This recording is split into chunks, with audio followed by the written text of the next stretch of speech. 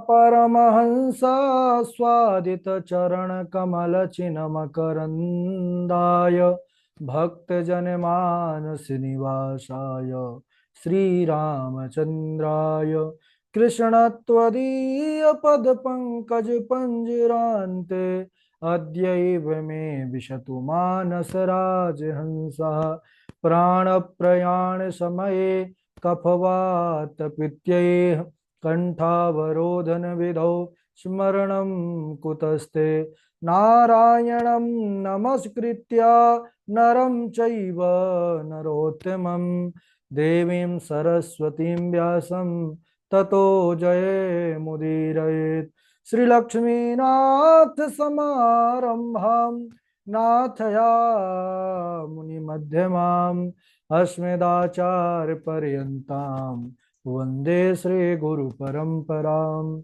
अञ्जनानन्दनं वीरं जानकी शोकनाशनं कपीशमक्षहन्तारं वन्दे लङ्काभयङ्करं भक्ति भगवन्त गुरो चतुर्नाम वपुये इनके पद वंदन किए नासत विघ्न अनेक श्री श्यामाजू के पद कमल जब लग हृदय नवास श्याम भ्रमर आवत नहीं तब लगता के पास। बोले वृंदावन बिहारी लाल की जय, भागवत महापुराण की जय, सुखदेव भगवान की जय। परम मंगलमय परात्पर अखिलेश्वर अचिंत कल्याण गुणगण निधान सर्वेश्वर सर्वाधिपति अकारण करुणावरुणालय अकारण करुणाकारक सकल जन कल्लषापहारक परात्पर पर ब्रह्म सच्चिदानंद स्वरूप परमपिता परमात्मा श्री राधा गोविंद सरकार राधा रमण बाधाहरण श्री बांके बिहारी लाल उनका यह वांगमय शब्दमय विग्रह श्रीमद् भागवत महापुराण।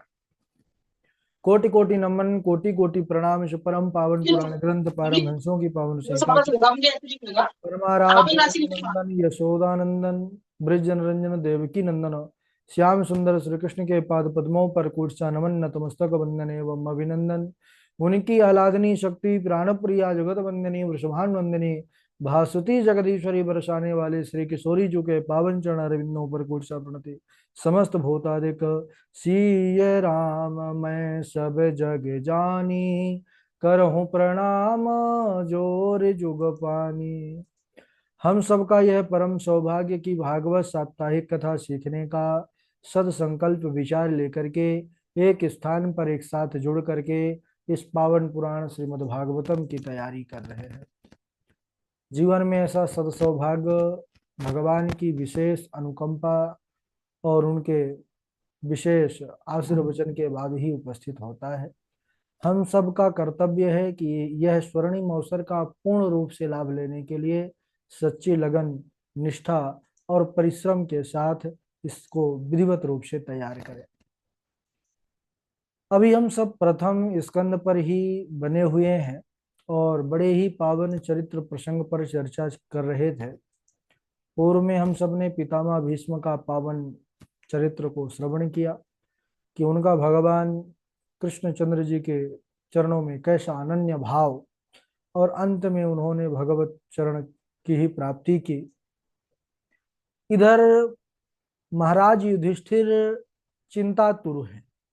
चिंता किस बात की महाराज को कि जब द्वारिकाधीश प्रभु द्वारिका को गए हस्तिनापुर से तो उनके साथ अर्जुन भी चले गए और पूरे पूरे 7 महीने हो गए और अर्जुन अभी तक लौट करके नहीं आए और यहाँ महाराज युधिष्ठिर को अनेकों प्रकार के अपशगुन हो रहे हैं।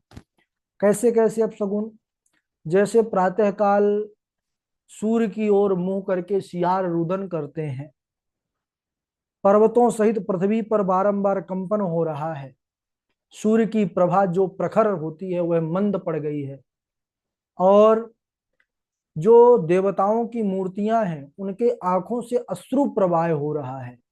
तो यह सब अपशगुनों को स्मरण करके वह और भी व्यथित हो रहे हैं। भैया भीम से पूछ रहे हैं कि क्यों नहीं आए अर्जुन और उनका समाचार भी नहीं आया, तो मेरा हृदय बड़ा घबरा रहा है। ऐसे चर्चा कर ही रहे थे कि उसी समय सामने से अर्जुन आते हुए दिखाई पड़े। अर्जुन को देख करके और परम आश्चर्य हुआ।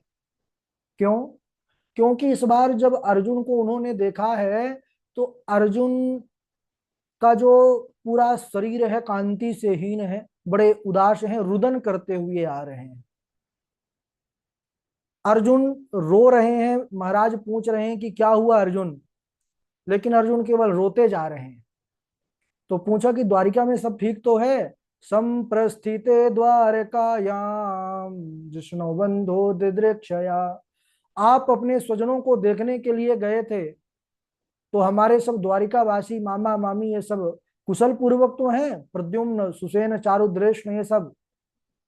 फिर भी अर्जुन नहीं बोल रहे। महाराज ने कई प्रश्न यहाँ पर किया है कि कहीं तुम वृद्ध बालक और जो रोगी है उसको बिना पवाए भोजन अकेले ही तो नहीं पा लिए, कहीं किसी शरण में आए हुए का तुमने त्याग तो नहीं कर दिया, आदि कई प्रश्न किए हैं। लेकिन जब अर्जुन कुछ बोले नहीं, केवल रुदन ही करते जा रहे थे, तब वह समझ गए और कहते हैं कि हे अर्जुन, मैं समझ गया।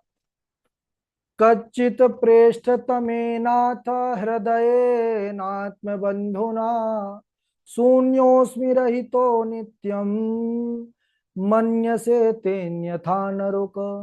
तुम जिसको अपना प्रियतम परम हितैषी, जिनको सर्वस्व मानते थे, जो तुम्हारे प्राणधन थे, तुम कहीं ना कहीं उनसे रहित हो गए हो।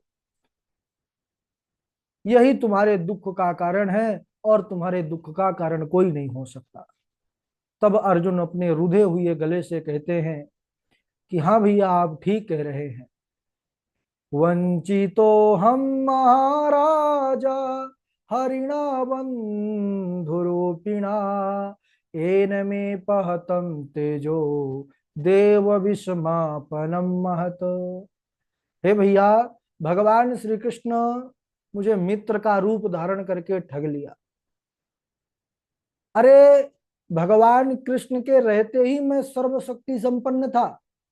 अरे, जिन कृष्ण की कृपा से मैंने राजा द्रुपद के स्वयंवर में मत्स्य भेद करके द्रौपदी को प्राप्त किया, इंद्र पर विजय प्राप्त करके अग्नि वन जो था वह खांडव, वो अग्नि को खांडव वन प्रदान किया, मैं दानों से इंद्रप्रस्थ नगरी को प्राप्त किया, और जिनकी कृपा से मैं भगवान शंकर को भी युद्ध में आश्चर्य में डाल दिया और पाशुप अस्त्र प्राप्त किया, वही भगवान से रहित होने के बाद अब मैं एकदम शक्ति से रहित हो चुका हूं।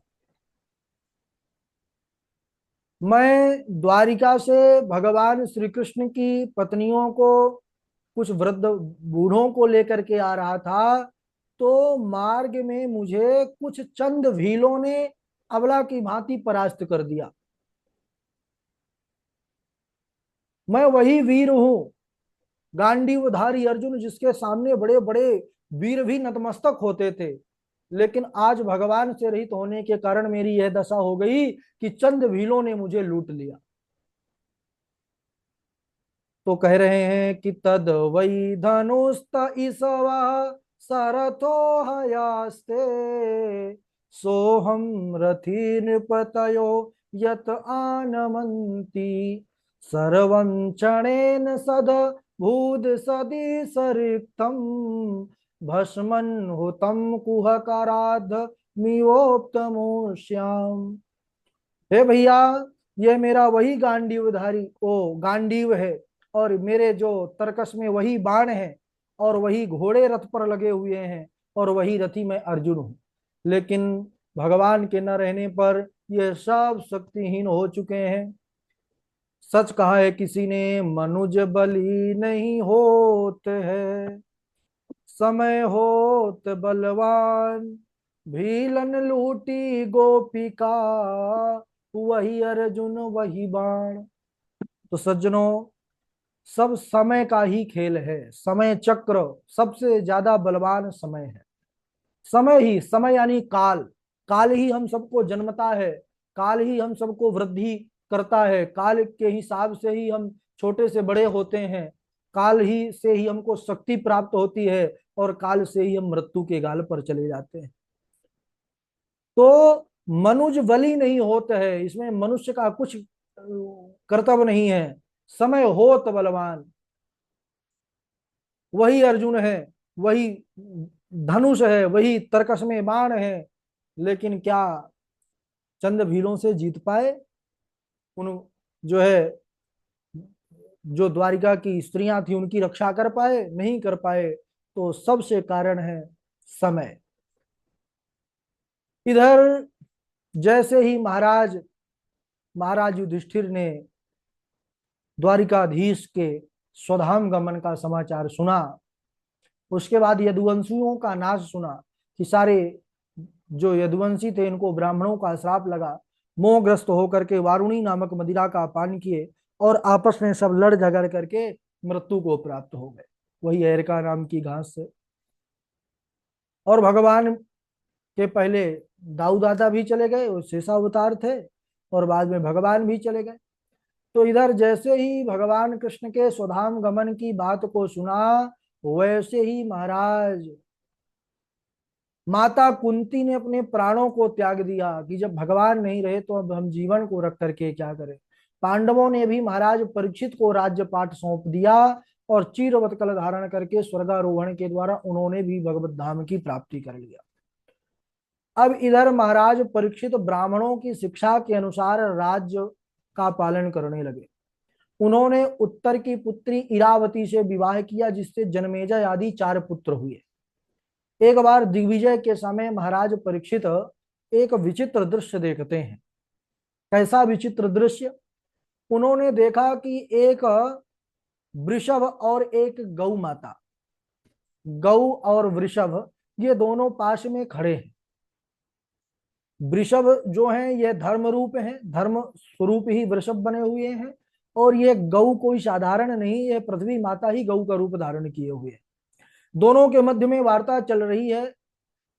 पृथ्वी जो है अपने चारों चरणों से युक्त हैं, जो गौ माता है, लेकिन जो वृषभ हैं ये इनके 3 पैर टूटे हुए हैं, उनसे रक्त की धारा चल रही है, एक पैर से पृथ्वी पर खड़े हुए हैं।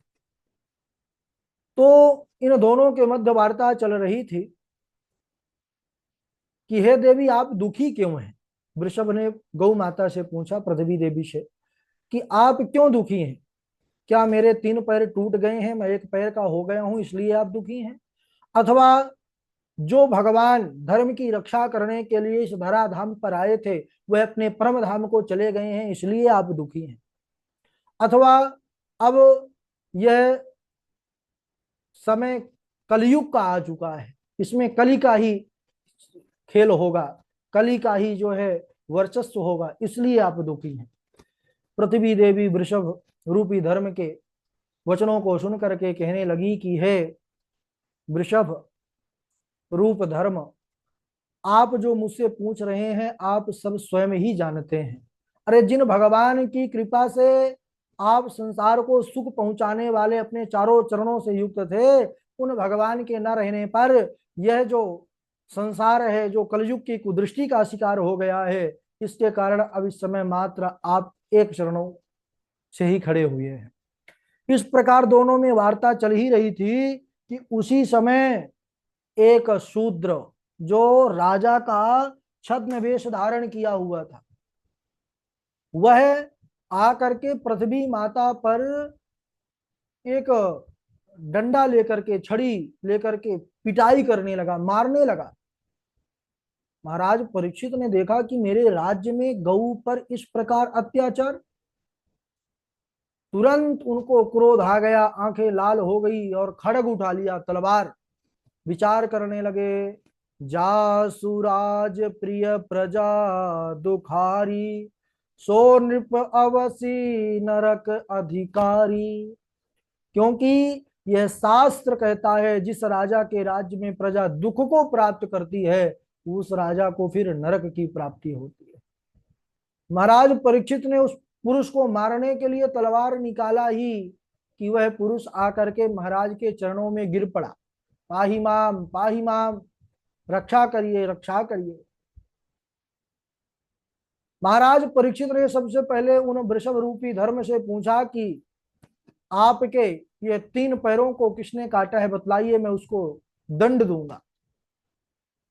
तो उन्होंने कहा कि दैव मन्ये परे कर्मा स्वभावम परे प्रभुम। हे राजन, कुछ लोग प्रारब्ध को दुख का कारण मानते हैं, कुछ लोग स्वभाव का दुख का कारण मानते हैं, कुछ लोग ईश्वर को दुख का कारण मानते हैं। तो इसमें से जो मत आपको ठीक लगता हो वह आप विचार कर लीजिए, मैं आपको क्या बताऊं। महाराज परीक्षित जब इनके वचनों को सुने, समझ गए, हाथ जोड़ करके प्रणाम किया। महाराज, आप साक्षात धर्म रूप हैं, इसीलिए आप अपने मुख से अधर्म का वाचन नहीं कर रहे, क्योंकि जो अधर्म करता है उसको जो पाप का फल मिलता है, जो उसको पाप का हिस्सा प्राप्त होता है, वह उस अधर्म को जो बोलने वाला है, जो दोष का वर्णन करने वाला है, उसको भी पाप का फल मिलता है, वह भी उसमें भागी बनता है। आप इसीलिए उस का वर्णन नहीं कर रहे हैं। और इस प्रकार महाराज परीक्षित देखते हैं कि यह जो पुरुष है, इसको मारने के लिए मैं तलवार निकाला, लेकिन यह तो मेरे शरण में आ गया। और महाराज धर्म भी दुख का कारण कलयुग को नहीं बताए, उन्होंने इस कह दिया कि सुखस्य दुखस्य न कोपि दाता परो ददाति इति कुबुद्धि देशा। जो दूसरों को सुख दुख देने वाला मानता है वह अज्ञानी है, क्योंकि सुख दुख हमको केवल अपने कर्मों से ही प्राप्त होता है। बाबा जी भी इस विषय को स्पष्ट किए हैं मानस में। को न काहू सुख दुख कर दाता, निज कर्म निज कृत कर्म भोग सब भ्राता। किसी को कोई सुख दुख देने वाला नहीं है, हम अपने ही कर्मों से सुखी दुखी होते हैं। लेकिन कोई पूछता है, महाराज जी, हम तो जब से जन्म लिए हमारा परिवार भी इतना बढ़िया रहा, बहुत अच्छा सब कुछ रहा, फिर भी ऐसा क्यों, हमने कभी कोई गलती भी नहीं किया। तो भैया, हमारा प्रारब्ध भी हमारे साथ जुड़ा है। ना जाने कितने जन्मों से हम जन्मते मरते आ रहे हैं, यानी अभी मनुष्य रूप में जन्म हुआ है तो निश्चित ही हमारे कई कई जन्म हो चुके हैं। तो पूर्व के संचित कर्म भी वह फलीभूत होते हैं। तो सबसे अच्छा यही है कि दुख आए तो कभी भी दुखी नहीं होना चाहिए। जो महापुरुष लोग रहे, उन्होंने दुख को सहर्ष स्वीकार किया। और एक बात और ध्यान दीजिएगा, जितने भी बड़े से बड़े महापुरुषों का जीवन है, उनके जीवन का दर्शन कीजिएगा, सामान्य मनुष्यों से बढ़ करके उनके जीवन में प्रतिकूलता रही, कष्ट रहा, क्योंकि उनका वो अंतिम जीवन रहा।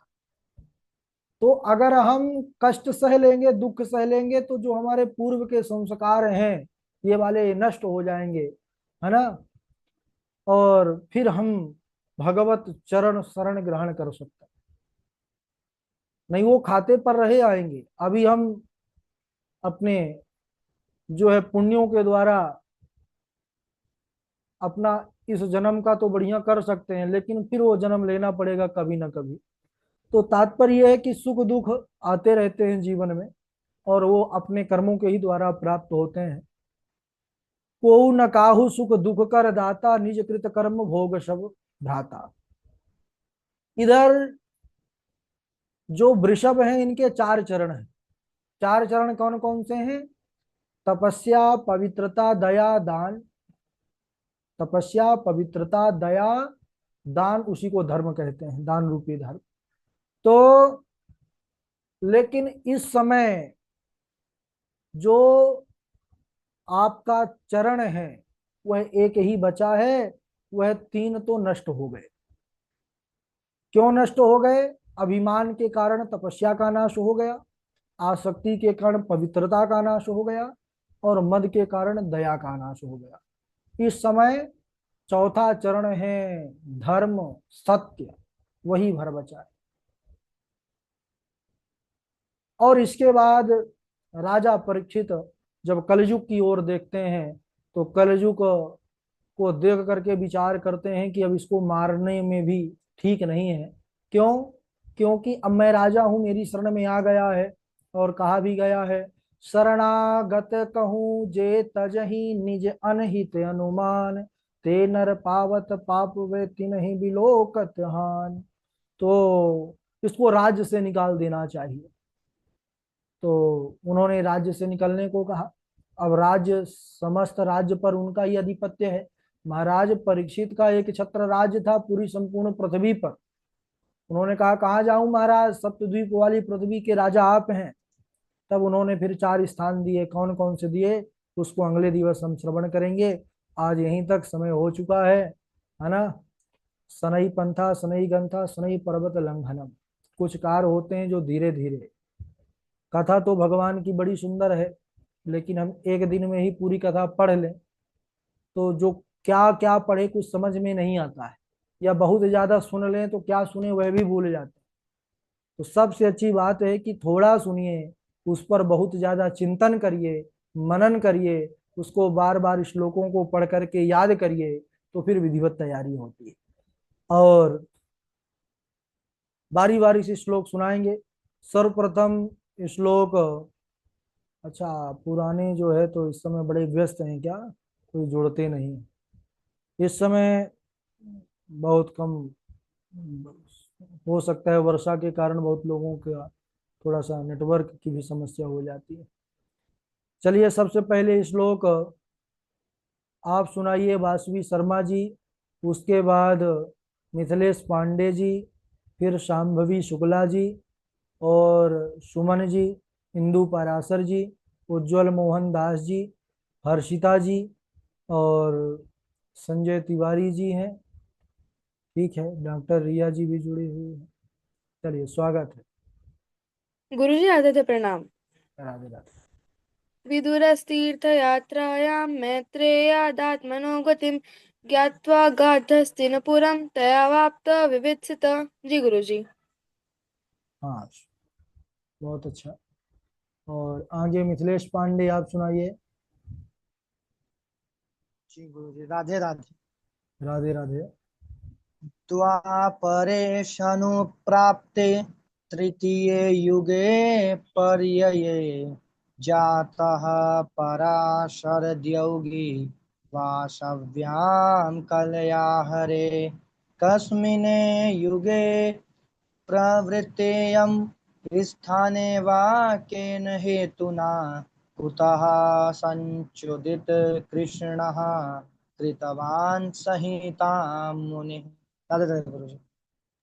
ठीक है। और गुरुजी इंदु, राधे आदित्य प्रणाम। हाँ वासवी जी बोलिए। गुरुजी अभी हमारा स्वास्थ्य ठीक नहीं था, इसलिए हम अभी एक एक श्लोक सुनाए, बाकी कल से अब हम दो दो सुनाएंगे। ठीक है, बहुत अच्छा, प्रसन्नता हुई। इंदु पराशर जी। प्रणाम गुरुजी, राधे राधे। राधे राधे। अश्वत्थाम्नोपस्रष्टेन ब्रह्मशिष्णोरुतेजसा उत्तराया हतो गर्भ ईशेनाजीवतः पुनः तस्य जन्म महाबुद्धे कर्माणि च महात्मनः निधनं च यथैवासीत् स प्रेत्य गतवान् यथा। राधे राधे गुरु जी। हाँ हाँ, शाम्भवी सुनाइए।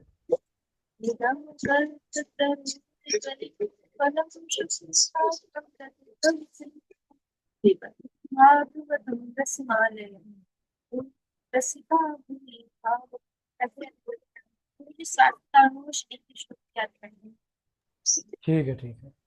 और उज्जवल मोहन दास जी आप सुनाइए।